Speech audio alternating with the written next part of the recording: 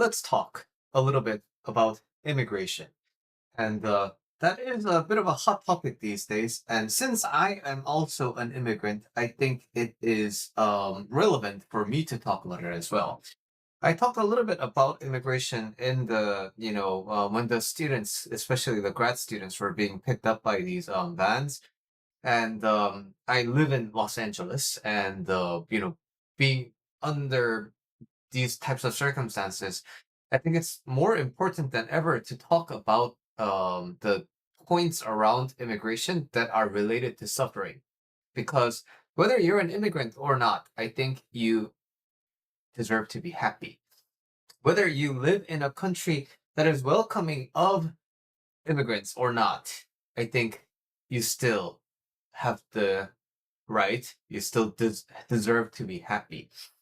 Whether you are deported or not, I think it's still not as important as you living a happy life. You can live a life free of suffering, even if you are living not outside of the United States because you are deported. And of course, this goes without saying. But does living in the place where you want to live tend to make it easier for you to be happy? Sure. But what I want everybody to understand is happiness definitely needs to be unconditional. So, if we are constantly at odds with each other, that tends to invite more suffering. So, what are some of those talking points around immigration, and what's the right way to think about it? Or, I mean, like, what's the more balanced way of thinking about it? First of all, immigrants are the backbone of this country called the United States. But the thing is, we have to accept that as immigrants, we are not citizens.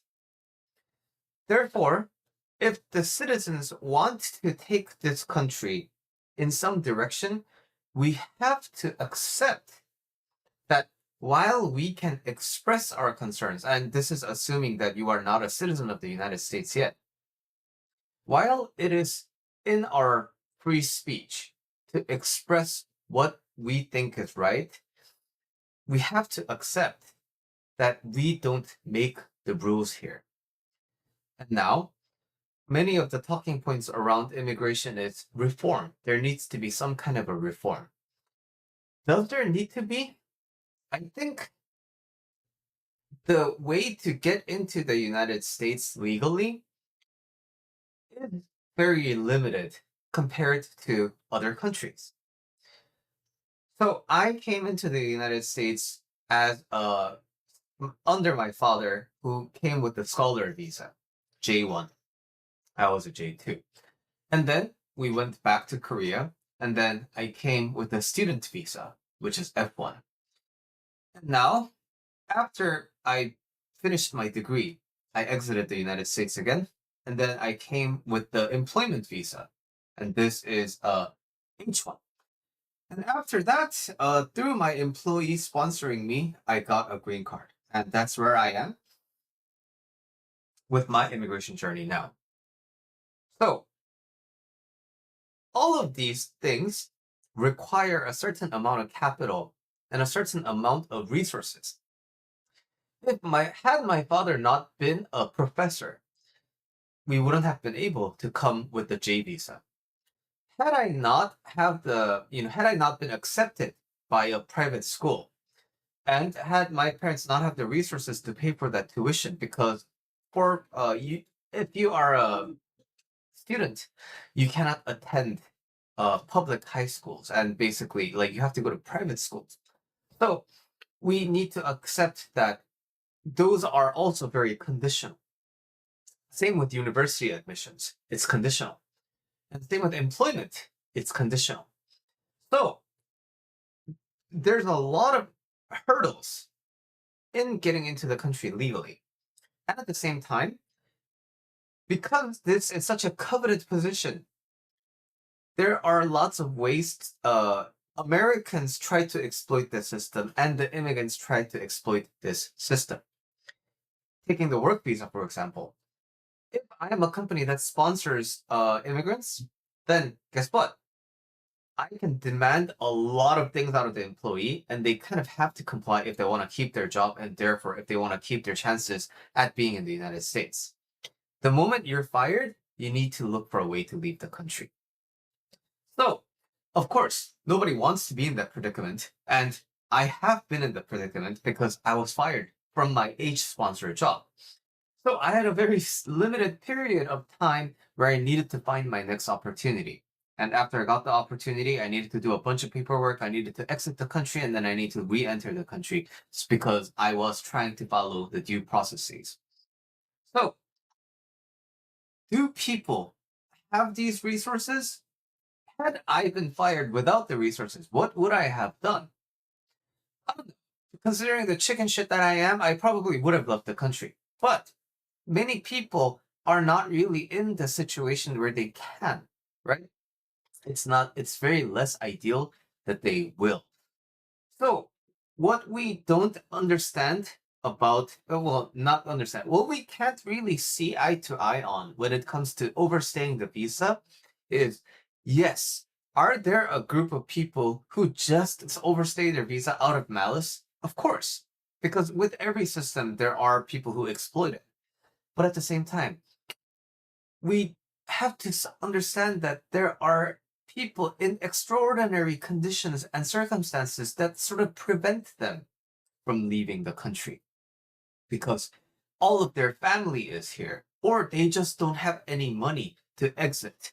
And with these types of situations, hardened the financial situations and there are a lot of family dependencies and lack of network in the original country or civil unrest in your home country. So when you go back, you aren't really guaranteed to be able to live. A lot of countries, unfortunately, are experiencing these civil wars and such, right? So all these situations tend to bring about the lapses in our immigration system. So what I'm really trying to say is, can immigration reform benefit the country by attracting more people into the United States and having them participate in the economy and such? Yes, because even international students, right? International students aren't they can't apply for federal student loans, so they all pay cash to the schools. So schools make a lot of money from international students. And when you open more doors for students and immigrants alike, of course, economically, I think there are parts of it that would make sense. But at the same time, right? Like I said in the beginning, we have to understand that we don't make the rules here. So if I go to your home, right, and you offer me sparkling water, I love it. It's great. But I can't criticize you for not having wine for me. I can't be like, how dare you not have wine? Because I'm not at my home. I'm staying at my friend's home. I'm going to your home and I don't want to overstay my welcome. Can I demand it? Can I ask for it? At the risk of, I don't know, souring our friendship? Yes, I could. But I have to understand that the more I demand it, the more suffering I'm inviting onto myself. What we lose sight of as immigrants when we think about the United States is we have a high opinion of the United States as this utopia where our happiness tends to depend in living here. But what we have to understand is our capacity for happiness transcends the United States. And of course, we can be happy anywhere, but we forget that fact because we want to stay here. Because society in your home country or in America has made the narrative that America is simply the best place to be. But there are lots of things about America that aren't really ideal, right? But that's also the same for any other countries. There's no real utopia anywhere. But with America, you sort of get the American experience, right? So we talked a little bit about what can we expect about immigrations. what the current status of immigration is and why some people might be, not in the ideal state when it comes to immigration ships. But another thing to realize is we can't categorize everybody into one general bucket. Not all undocumented people will be going through the same kind of a circumstance. There will be undocumented white immigrants from Europe. There might be perfectly legal documented aliens from countries that don't seem like, American soil. So a lot of people, especially with the state of education in America, like if you're born in Guam or if you're born in Puerto Rico, some people genuinely think that you're not an American, but it is still the American territories, right? So we have this implicit idea that a category of people are going to be uniformly the same, but that can't be further from the truth. A lot of people with extreme ideas about how immigrants are bad don't consider the fact that there are lots of legal immigrants who follow due processes, especially chickens like me, who are afraid of ICE and who are afraid of TSA. I inherited that trauma from my parents because they were scared by overstaying their visa and they know what it's like to be deported, right? So, because they've seen their, fellow Koreans go through that kind of stuff. And that kind of a generational trauma gets inherited through me. But the thing is, my wife isn't really scared of these things because why? She immigrated with me. This is her first time being in America, whereas for me, I inherited that karma. So these things really have a different experience in people. So you can categorize immigrants into one bucket, but individual life stories in that bucket can't be really more different than what you may think. And also from the immigrant side, right? We have to understand that what we classically call the left, the right, these are also not uniform buckets. Yes, there are people who are just hardcore closing their eyes and ears and say immigrants are bad. But at the same time, there are a lot of people who are critical of the immigration system with a more reasonable point of view. But when we get too invested into our own narrative, we're effectively the same as the people who are on the other side and deeply invested into their own narrative. So, when it comes to policing, when it comes to enforcing these immigration standards, right? The whole, talk of the town these days is that the due process is not guaranteed. I think this is somewhat of a rude reminder of the harsh truth of reality that nothing is really guaranteed in life.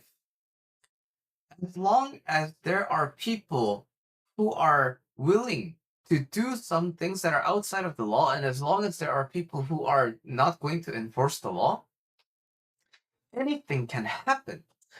But we keep forgetting about the possibilities that life can go in a very unexpected way. And we keep forgetting that even with the regulations, even with the law, even with the due processes, there can be cases where those are simply ignored. This has always been the case. Because if rules cannot be broken, why are there rules? The rules are there in the first place so that it can be enforced in the likely case that it will be broken. So, we have to understand that despite what is happening right now, despite what has been happening in the past 3 years ago, or 10 years ago, or 20 years ago, reality remains the same. Anything can happen. Even if you have papers, there's nothing stopping you from just randomly dying tomorrow because of a bus crash or something. Life is full of variables. It's important to take moments of stability and appreciate them because we don't know if we are going to be guaranteed this in the next second. But the nice thing is, we can do things that guarantee these types of things for other people, right? Which is why it's important for us to be law abiding citizens, especially if we are going to be criticizing people who are not abiding by the law. And there's a lot of nuanced topics here, but the core importance is Well, basically, what I want you to take away from this video is the immigration experience is not all that uniform. And in the case, well, we don't really need to care about the law abiding case, right? In the law unabiding case, of course, there are a group of people who maliciously do not comply with regulations and rules. But at the same time, we have to understand that in that group, there are people who really, really, really, really, really have no option but to be here. And from the immigrant side, we have to understand that not all Americans are fitting into one bucket. Not all liberal people, not all conservative people fit into one bucket. And of course, will there be people who genuinely believe in malice of the immigrants? Yes. But at the same time, we have to understand that there are Americans who have legitimate reasons to believe that America needs to be closing their doors. And they get to make that decision. They get to vote on that because they are, regardless of how they came into this country, regardless of how they got to be an American, the reality is they are Americans now in charge of the directions that America is going to go to. Because when you really go down and trace the history of it, I mean, what really is American? It's all land that's been pillaged and stolen by the Native Americans, right? And then, but then if you go even deeper than that, if you go more beyond that, like whose land is anyone's? Because what about before the settlements? I mean, if you look at the map of Europe and if you look at the map of Asia and if you look at the entire world history, it's just a constant history of conquest over and over and over and over. So any random place on the earth, it's always part of a country based on the time. So truly, what is American? There is no real standard. You might be an illegal or a legal immigrant today, but later down the line, you may be a legal American citizen. And that's a possibility for you, right? But for now, we have to learn to understand that this, no matter how much we want it to be not like this is the America that we are living in right now. This is the America that we have to learn how to be happy in. And then after that, we can engage in discourse. We can engage in peaceful, calm discourse so that we can bridge our differences.